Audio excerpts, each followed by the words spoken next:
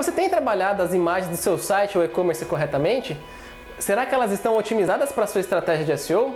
Eu sou Daniel Imamura da Consultoria Digital e hoje nós vamos ver como otimizar imagens, mas só depois da vinheta.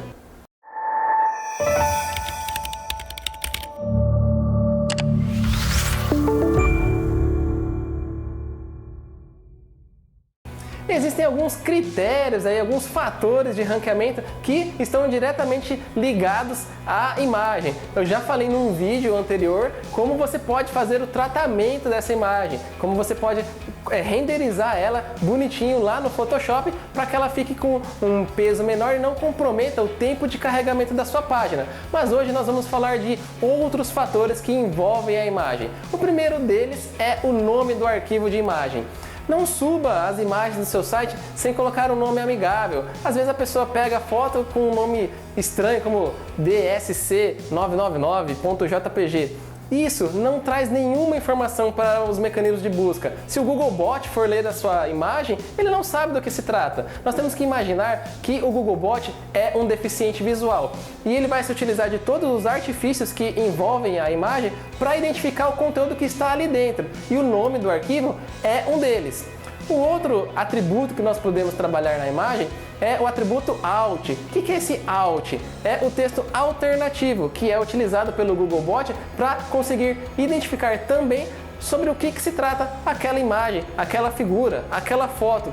Então você deve utilizar o atributo Alt para colocar uma breve descrição do que se trata aquele arquivo de imagem, porque é isso que vai ajudar ao mecanismo de busca a identificar do que se trata aquele arquivo. E também vale lembrar que os softwares, para quem tem deficiência visual e quer navegar na internet, eles se utilizam desse atributo Alt para fazer a leitura para quem não consegue ver o que está na tela.